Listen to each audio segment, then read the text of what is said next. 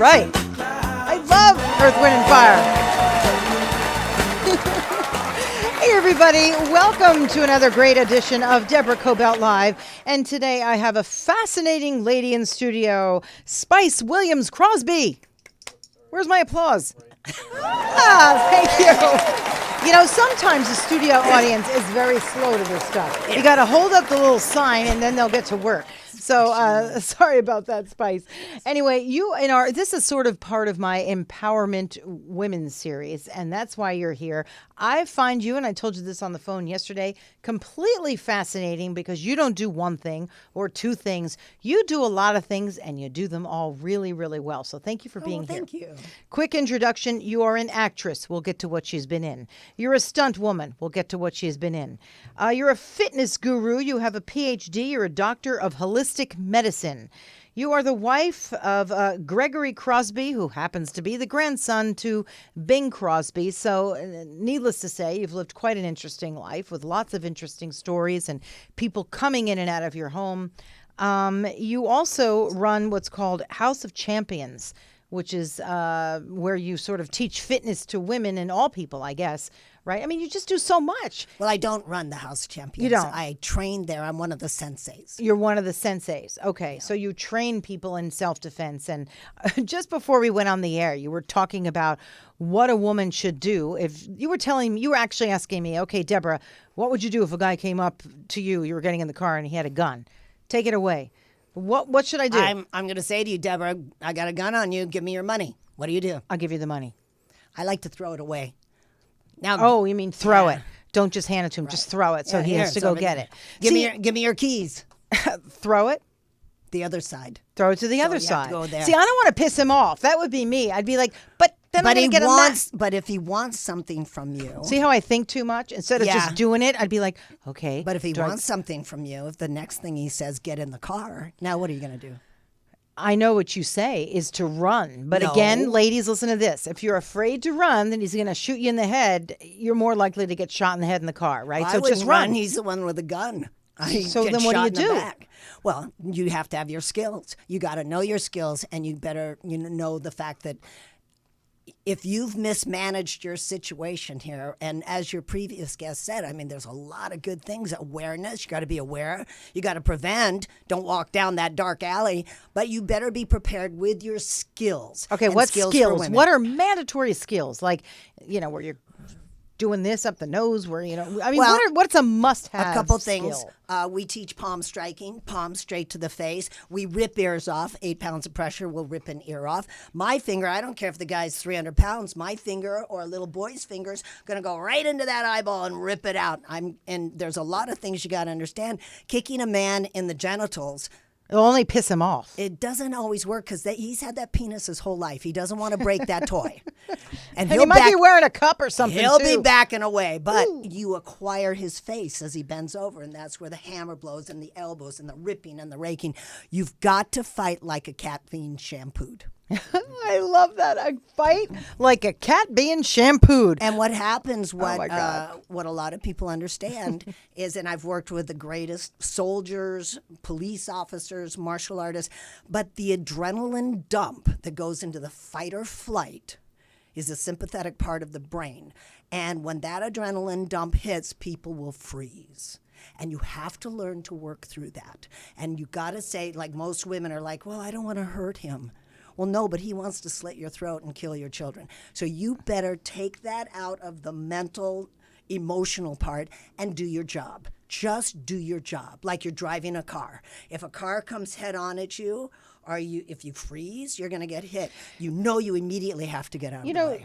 I have 3 kids, and so many things are not taught in school that need to be taught in school, like just basic cooking, right? You have to cook for the rest of your life.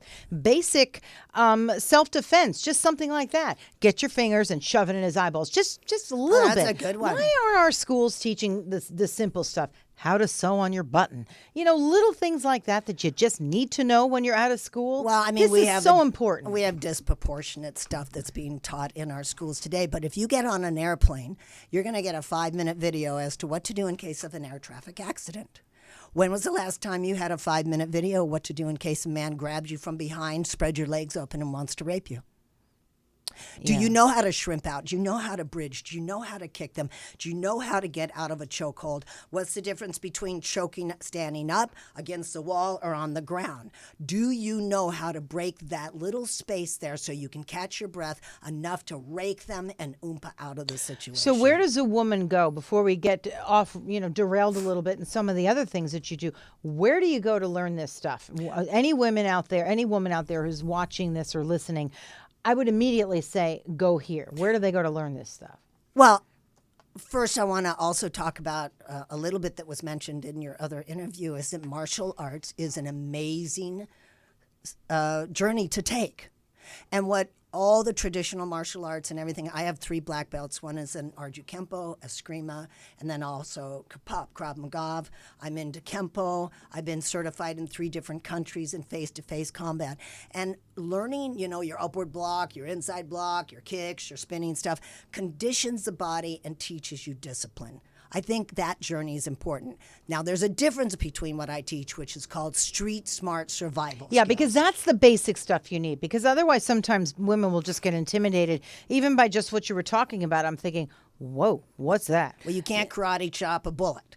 Right. You have to really learn your street smart survival skills. And my partner, Jennifer Silverstein, and she was 2 years in the Israeli army, and she also is belted in Krav Maga. And we put together street smart survival skills where you have to learn who's coming to jump from you behind, where you're going to see, where's your, how you observe. We have a thing called the thinking pose. Mm-hmm. So stand here like this. I kind of am. Can you do that? No, but your other hand has to be here.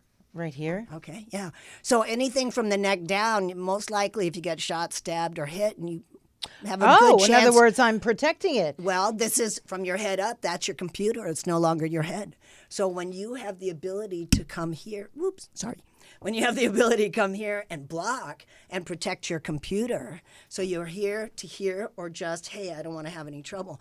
But most people fan out, they drop their hands, and all of this is available. It's your available target. Simple stuff that even I wasn't thinking about, because again, I would have thought that if I'm like this, he might think, uh-oh. And I don't care about pissing somebody off. What I care about is just thinking how but to Deborah, outsmart do him. this. Yeah. Go in a thinking pose. Do it right now. Okay? Now, what do you do in a thinking pose? I have no idea. Oh, come on. What do you do in a thinking pose? Think. Tony? Think. You think. What is that man doing? Where are his hands? Does he have a weapon? Is he selling Girl Scout So cookies? he's asking for my wallet, and I go into the thinking pose? No, and go, because then he got too close. There's a white zone, yellow zone, orange zone, and red zone. So you've got to determine in your brain, or you got to determine in your distance, he's coming towards me. Once he starts getting to a certain zone, both hands come up, because you need to be prepared to either jack him straight in the face or back away and say, hey, you're a little too close, and just stand over there and I'll be fine. Okay. You control the situation. Stop worrying about what other people think.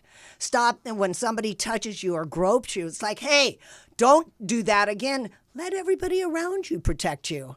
Let them stare the guy down, because you're not only protecting yourself, you're protecting the next woman he's going to do it to. Yeah, no, that I do believe in. Just we had a guest on. I have a previous show, and he wrote a book. He was a law enforcement guy. That's what you've been referring to. Yes. And I only said that because we were talking about being on a subway. What do you do if you're groped? And what I said was, I just moved to the side because I don't want to deal with them, and I don't want to make a big scene in a subway because I never know who the hell is in the subway. I just want to get out. But you're right. I mean, it's a good thing to say something. So you're worried about making a big scene. No, I don't care about what people think. I just don't know who else is in there who's going to cause a problem. I don't want to cause a riot. You don't. You just call it out. Hey, mister, I don't like you touching my rear end. Don't do it again. Thank you. Anybody on this bus have a problem with that? Yeah. See, there you go. You use your words, your mouth, outside of spitting and biting and screaming is a great weapon. Does all this help you as a stunt woman? Because I imagine when you first got into being a stunt person, was that the first thing that you wanted to do in terms of acting, or were you an actress who became a stunt woman? And I know a stunt woman is an actress, but do you get my point? Yeah, I do. I had a rock and roll group called Sugar and Spice. with my twin sister, and we were like an Earth, Wind, and Fire group during the 70s, so we were way ahead of our time. And I decided to leave the road. I was signed with 20th Century Records as a staff songwriter, and I paid for my acting lessons, and I studied with the greatest, Jeff Corey, Sally Kirkland, just some of the Oh, really? the greatest. Sally, huh? Yeah, Sally. And Dick York, remember Dick York, and Charles Nelson Riley. They were great. So I studied. Oh, they were like the old greats. Yeah. They were amazing. So I studied with them, and I started acting, and then I got a job on Fall Guy, and I had to play a wrestler. And I had to work with the stunt coordinator, and I had actually trained as a wrestler. And the guy came up to me afterwards saying, hey, you want to be a stunt woman. You'd make a great stunt woman. Yeah, because there's not a lot of them even to this day in the there's business. a lot now, really? but and that was like 1982, 81, 82. And I was like, well, I'm an actress. And he said, well, while you're starving to death trying to be an actress, you want to make some money as a stunt woman. Wow. Said, so then what did you do next? Do we have any pictures of that, of her doing her stunt work? Oh, I got some stuff on my, you don't have any fire stuff? Oh, I actually sent you some pictures, but Yeah, you sent us some stuff. Tony's got it in there. He'll go looking around. that as we're man talking. was Judo Gene LaBelle, probably one of the greatest stuntmen and wrestlers, and held the judo championship 5 years with Japan. And he became my mentor. And Judo Gene LaBelle said, I'll tell you what you got to do. Keep your mouth shut. Listen to me. Oh, wow. Well, that was a stunt in itself. Yeah. So I did. He mentored me, and I learned, from stair falls to car hits to driving to hitting the ground. I'm a ground pounder. I enjoy that. But you're a tough broad. I mean, when somebody gave you that challenge and you finally took it, you probably thought, I can do this. I mean, not everybody is made of what you're made of. I mean, you're tough mentally and physically. And Well, I am now. I Yeah. wasn't. I mean, I went through 5 suicides when I was a kid, including my dad being kidnapped, molested in the house, and molested several times, gang rape, died in a car accident, went through a coma and 2 years rehab and 3 drug and alcohol overdoses. So no, when I hit my knees and said, all right, God, here's the deal. Help me turn my life around, and I promise I'll be an image that changes the world, I started detoxing, cleaning out. That led me on the road to health. And then I started spiritually trying to get connected with God and find out who I was. And, then martial arts came along, and I realized who I am doesn't give anybody permission to touch me. you said you said to God, you got on your knees and said to God, you also do faith-based films, correct? I do. I love faith-based films. And it started with my husband, who is the only man responsible for Hacksaw Ridge. My husband... Incredible film. Everybody should see it. And it's a true story about Desmond T. Doss, the only man who ever won our country's highest honor during World War II for saving 75 men's lives in an impossible, bloody battle in Okinawa without carrying a gun. He refused to touch a gun. So you say he's responsible. He produced that film, Hacksaw Ridge. He was one of the producers, but the bottom line is Desmond T. Doss for 50 years turned every producer down, including Audie Murphy, and said, no, this was just between me and God. And my husband went to him and said, Desmond, your religion set up a printing press. Why was that? And he goes, well, to tell our faith to the world. And he said, well, today, the printing press are the movies. And he goes, yeah, but doing business in Hollywood is like doing business with the devil. Anybody got an argument here with that? So, I don't know if it's the devil or just people say one thing. And I actually believe, because this is me, that they always have a good intention. It's just that it doesn't pan out, so they go to the next one. Meanwhile, they never tell you that they're on to the next one, and you're still waiting for something to happen. Well, that's true, but Am you're I dealing, right? but you're dealing with a little guy from Virginia who didn't know anymore, never saw a movie, never had a TV set, and only read his Bible. And my husband said, Desmond, I promise you, you read books, don't you? And he said, I read my Bible. And he goes, well, there's satanical books out there too. You can't blame the book, the medium, but I give you my word, and I will not make this like a Rambo. I give you my word that we will make this about your connection with God. So he said, okay, let's do a prayer circle. And they did. And then Desmond turned to him and said, all right, you have my permission to make this movie. That was 17 years ago. That's incredible. Then the money was raised. We didn't have the right directors. We didn't have this. We didn't have that. And then eventually, my husband always wanted Mel Gibson. He said from the get-go, Mel Gibson has to direct this. And around the December of 2015, I guess it was, that Mel came out, read the script, and said, I have to make it. I'll tell you a really interesting little trivia thing, though. Yeah, we love trivia here, don't we, Tony? We do. Oh, I got a million. Especially trivia. you, because I read your face. No, it's written all over there. See, look, Tony says Tony's trivia. doing my board today. I always refer to him. He's like my wah-wah, you know? So I'm doing this movie. I was doing Clint Eastwood's $1 Million Baby. And running. Wait, stop. What'd you do, $1 Million Baby? I Love that. What'd you do? I had to learn Gaelic, and I played this woman in the crowd screaming Gaelic, Makushle, Makushle, and half the other stuff was on the floor of the editing room. But to work with Clint Eastwood, please, excuse me, he bought Bing Crosby's ranch out of Elko, so we talked about that. See, it's all interrelated some way or another. Yeah. You work with the guy, he buys Crosby's ranch. I mean, it's all very incestuous in a way. Okay, so go ahead. Anyway, I was going back and forth between $1 Million Baby and Dodgeball. And on Dodgeball was Ben Stiller and Vince Vaughn. So, and I had to carry this tray of chili. I suck as a waitress, and I never worked as a waitress. I wrestled to pay for my rent.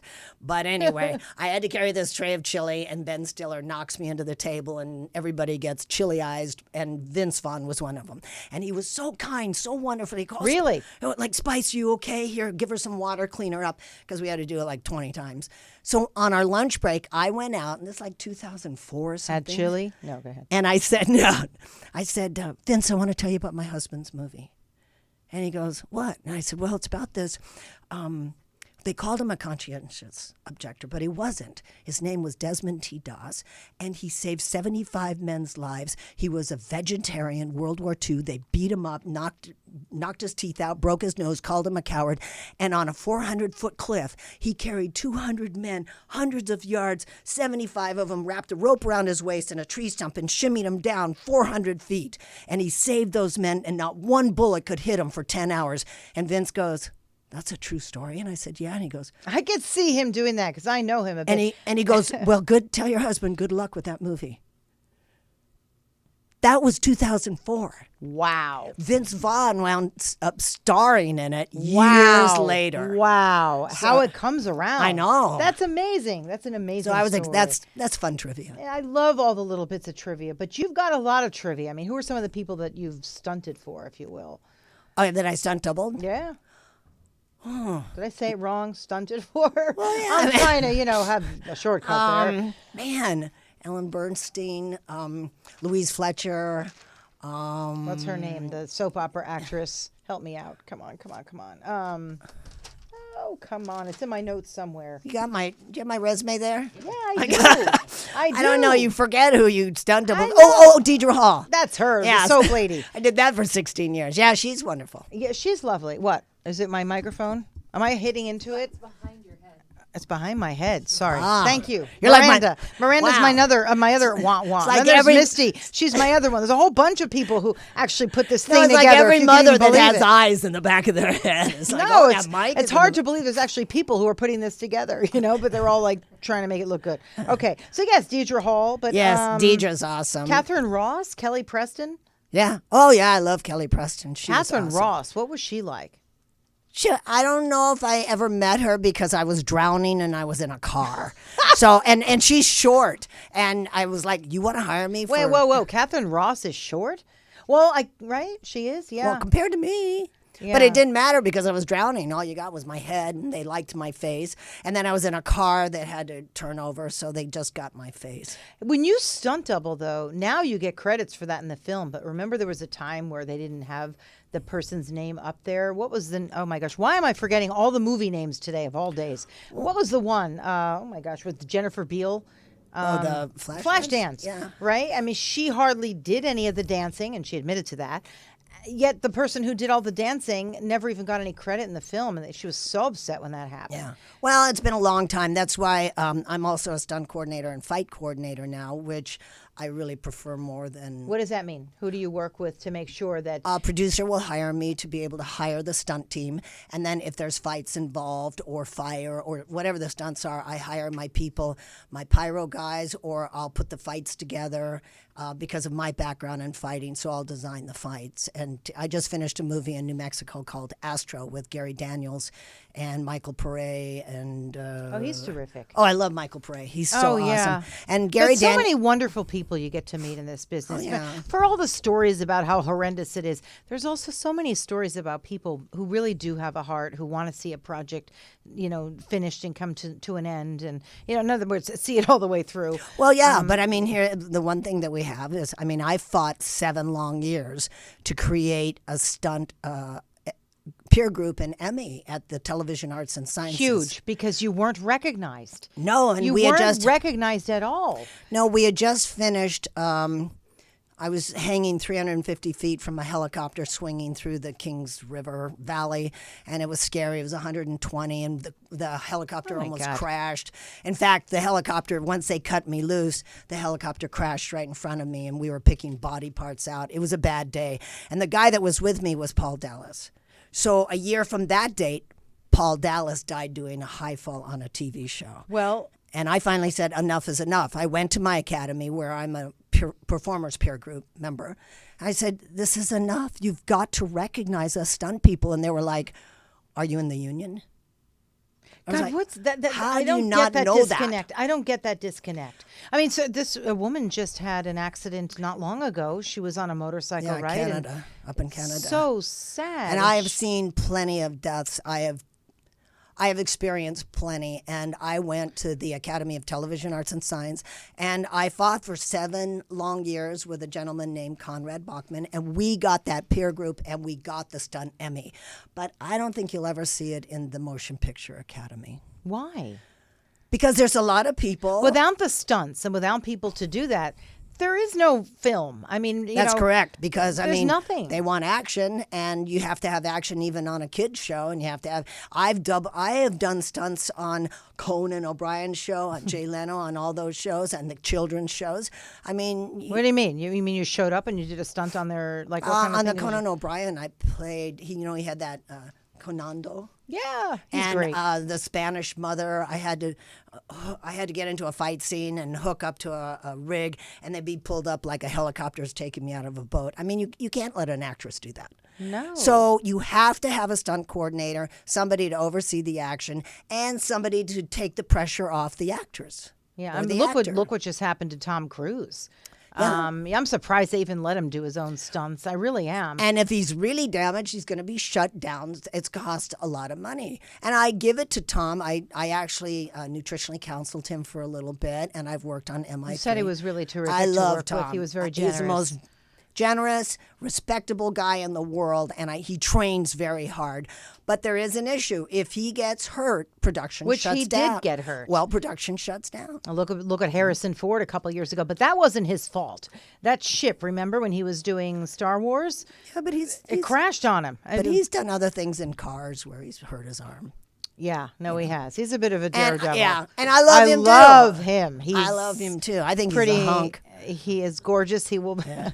We know him a little bit, so I can't really talk too much about him. But there he's are people that do not respect the role of a stunt person, and they say in the Academy that it's not. See, it's called like the Television Academy of Arts and Sciences. And here's a science. This is a science, and it is an art. Martial arts is an art, and it is a science to be able to rig properly. And you put them all together, and it creates a very creative scene, and it also protects everybody on the set, because if somebody goes crazy, they can wipe out the whole craft service, wipe out the camera. So it's very, very important. Can't wipe out the craft services now. You can't go doing that. Notice how I said that first. Yeah. Wait a minute. You got my attention. And then the camera came second. Just making sure that I was listening, right? So, yeah, exactly. Some things that you've been in that people would know, and I'm pretty sure we have a picture of this, Star Trek #5, right? Do we have a shot of you there? There you are. Oh. Yeah.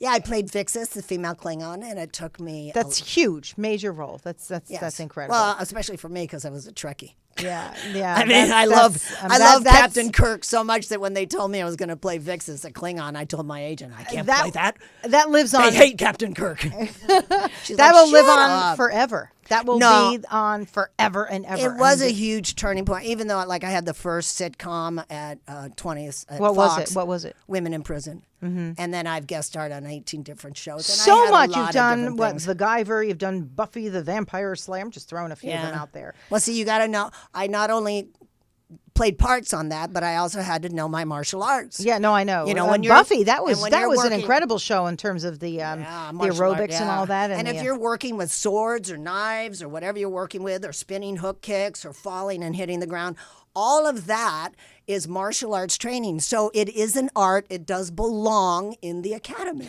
But see how the journey that you've had, again, if you just circle back a little bit to women empowerment, I mean, you were someone who was dejected, as very unempowered Yes. and beaten down, suicidal, alcoholic, drugs, everything. And you just one day said, no, God, listen, please, somebody up there, listen, if you pull me out of this, I'll do something.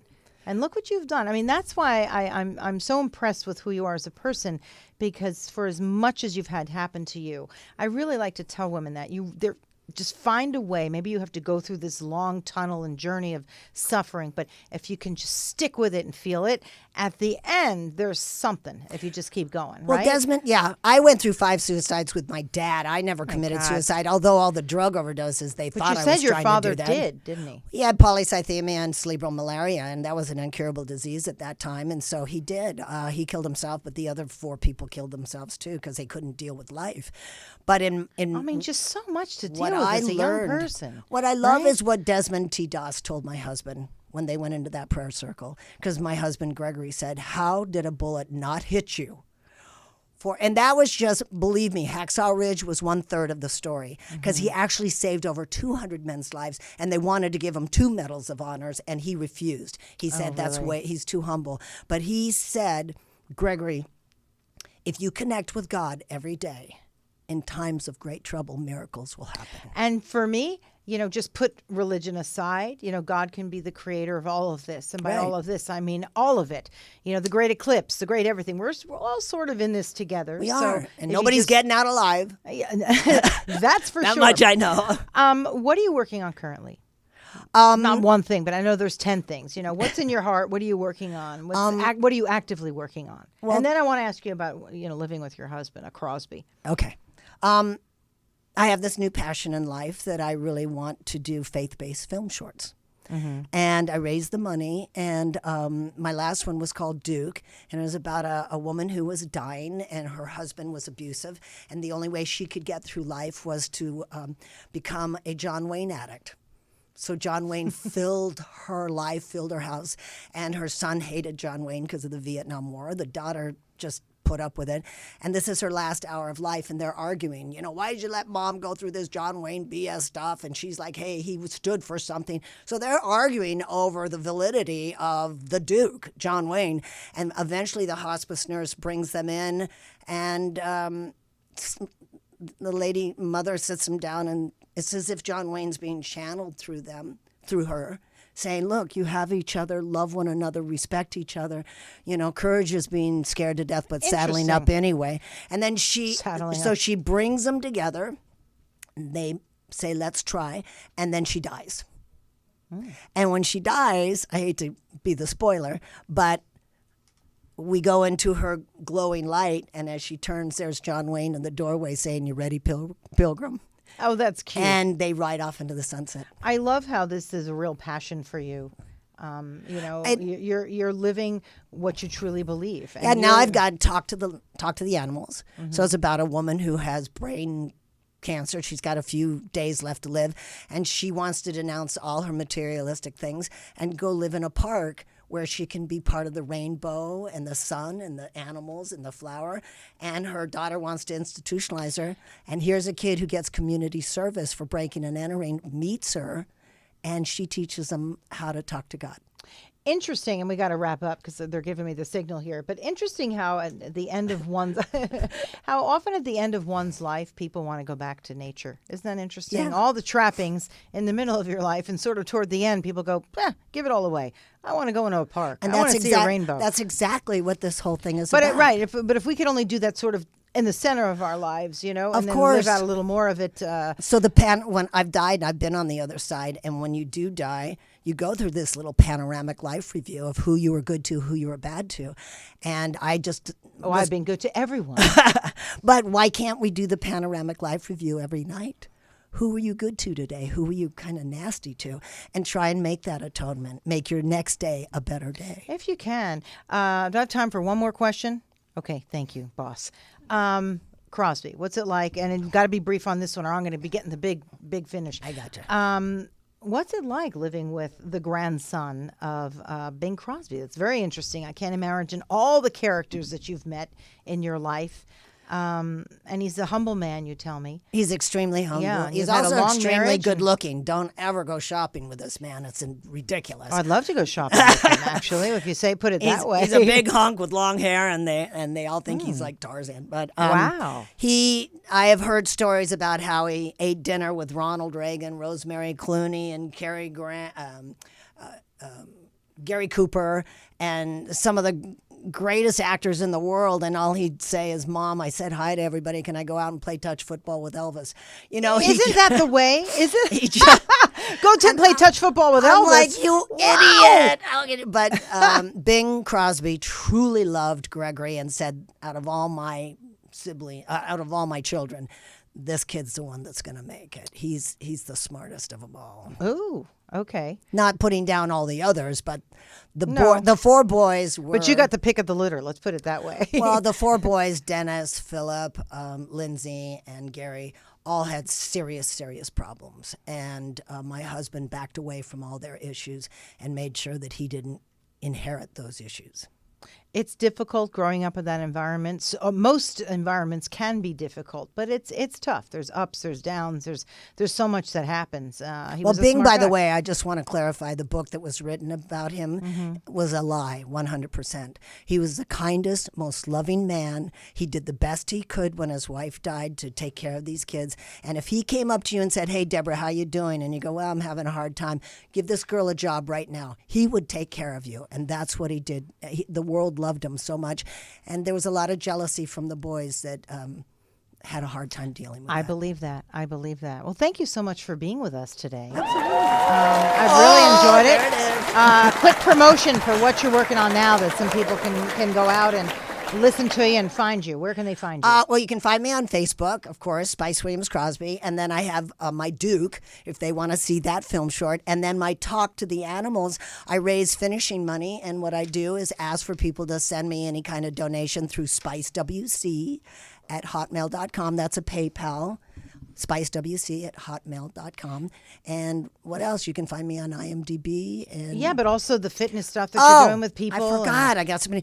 My husband and I have a company called Spice of Life Meatless Meats. We make meatless jerky and God, I meatless forgot meats. about that too. See 'cause what I mean? It's hard to intro you, and it's hard to even leave the show because you do so much. I've been a vegan for 40 years. So we made this great tasting jerky, and we want to take the meat and go into third world places where we can feed people at a very cheap price. Okay, I've got to have you back because that's a whole nother story. And then go to ifightformylife.com. ifightformylife.com and go save yourself with that one. Okay, everybody, thank you for being here. We're going to have you back. I'd love to. Okay, thanks for being here for a fun edition of Deborah Kobylt Live. We'll see you next week.